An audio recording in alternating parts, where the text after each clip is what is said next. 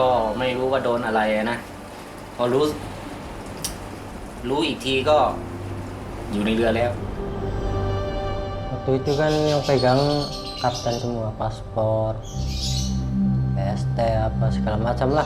Ya di kapten semua. Takutnya kalau di saya kan kabur takutnya. Tiap pekerjaan salah atau apa kan pasti kena gitu intinya sih. Pekerjaan salah apalagi yang salah fatal gitu. Kaptennya ya langsung pukul 4 kali di muka. The high seas are a watery Wild West, and its victims are many above and below the waves. If slavery exists everywhere in the world, nowhere is it more invisible, out of reach, and unreported than in distant waters. What do we really know about the lives of these at-sea workers?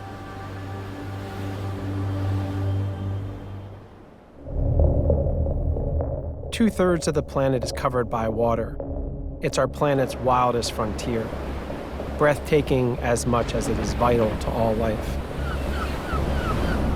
A place of discovery and endless reinvention, a metaphor for freedom, as well as a profoundly dystopian realm where the darkest of all humanities play out.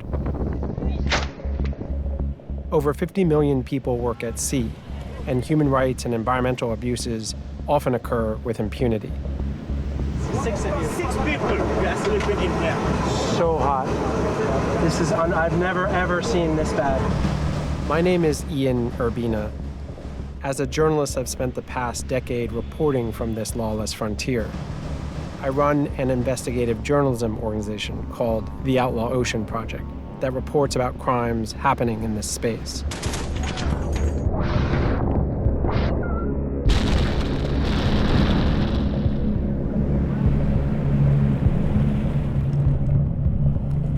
This is the Outlaw Ocean.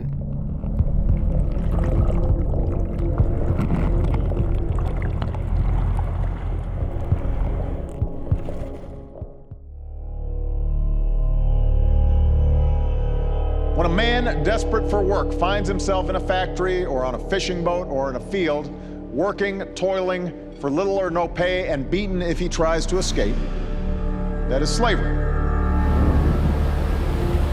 Right now, there is a man on a boat casting the net with his bleeding hands, knowing he deserves a better life, a life of dignity, but doesn't know if anybody's paying attention.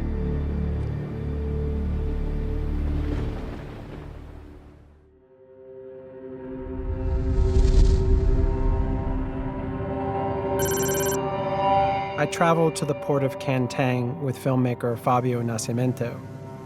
Thailand is a country with a booming tourist sector and one of the largest fishing fleets in the world. To satisfy huge global demand for low-cost seafood, Thailand began to rely on migrant labor, and fish stocks began to plummet. So as coastal fish stocks declined, we started to see investment in a new kind of boat, a boat that could go out to sea for longer, that could go into deeper waters safely. In some cases, you'd have cargo vessels resupplying fishing vessels. So this is known as trans-shipment at sea, which pretty much allows you to stay out indefinitely. Trans-shipment is legal and widespread. Fleets can spend years offshore with catches from various boats, siphoned and mixed together aboard the larger supply vessel before the fish is transported back to shore. It makes tracing the origins of the catch virtually impossible and is commonly referred to as fish laundering. It means retailers can't guarantee where their fish comes from, or if they're slave-free. The further the owner of the fishing company is away from the actual impact of what's happening on their boats, the more removed the consumers are from what's happening along the supply chain, the more horrific the abuse can be.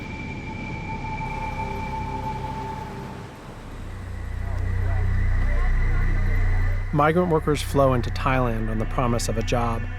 Women are sometimes sent to karaoke bars that double as brothels. And men are sometimes enslaved on fishing boats until they pay off their smuggler's debt.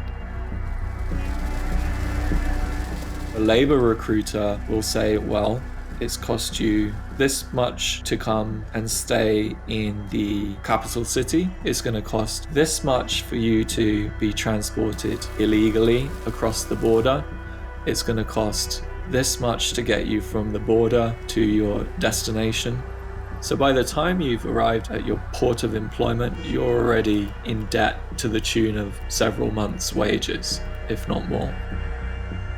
เชื่อว่าได้แน่นอน เพราะเท่าแก่ของเรือนะ ใช่พวกผมอาจจะโดนขายมา3 คนมีผม2 คนที่ถูกขายมา2 คน That captain now essentially owns this worker until the debt is paid.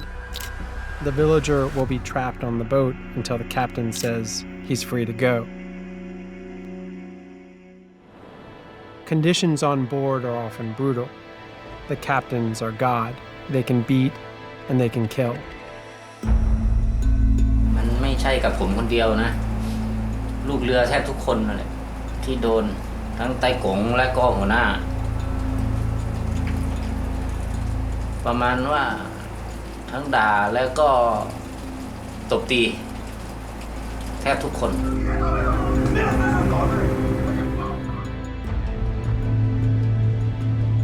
Most of those I've interviewed aboard vessels spoke of 20-hour days with a steady supply of amphetamines to keep work going.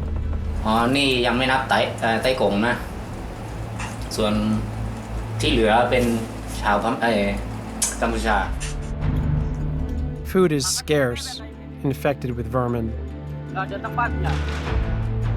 and the smallest injury can be fatal. In this rare footage, a deckhand dies from an injury and his body is buried at sea. In a boat full of slaves, nobody ever sleeps easy. จริงแล้วเขาก็พูดได้ถูกต้องนะ ถ้าเกิดมีอะไรผิดใจกันกับคนในเรือ นั่นเวลากลางคืนเป็นเวลาที่น่ากลัว เราไม่สามารถรู้ได้ว่าเขาคิดจะทำอะไร Fishing is ranked as the world's deadliest profession, with roughly 38,000 fatalities annually. In some ports of the world, like in Montevideo, Uruguay, fishing boats drop off an average of 1 dead body every 6 weeks. What remains unclear is how many bodies are dumped at sea, and how often do crew die from avoidable accidents, abject neglect, or murder.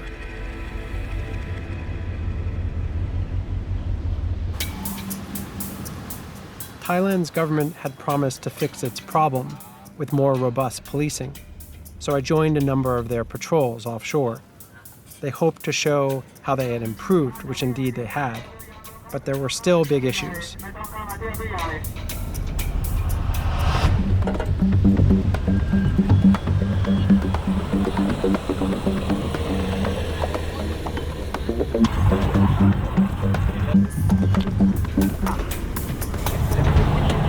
So we need to figure out that group first. So we need to figure out who's the bosun and who's the engineer. So we can split that up. The bosun is essentially the crew boss. He's the intermediary between the crew and the officers. A bosun is the exact person you do not want anywhere near the crew if you're doing these sorts of interviews, because he's the guy who administers the beatings, administers the killings, who's spying on the crew to make sure they're not thinking about mutiny. And so for the inspectors to turn to the bosun and to have him be the translator of these interviews was, so screwed up, it was almost comical, darkly so. So are we almost ready to move these guys onto the boat? Yeah. All right, so let's... This was often pure theater. The Thai government claimed it had conducted 50,000 inspections, and not a single violation was found, despite a recent report that reveals 3/4 of its fisheries are still linked to indentured labor. There are more people in bondage today than ever in human history. Most governments are disinterested in confronting the outlaw ocean because it's difficult, costly, and with minimal political benefit, since most victims in this realm are undocumented foreigners. When they do act, it's often clumsy and ineffectual. The lesson I learned on investigating sea slavery is that this is the absolute intersection of human rights and environmental crimes. Slavery here is also a direct result of the globalization of food production and delivery.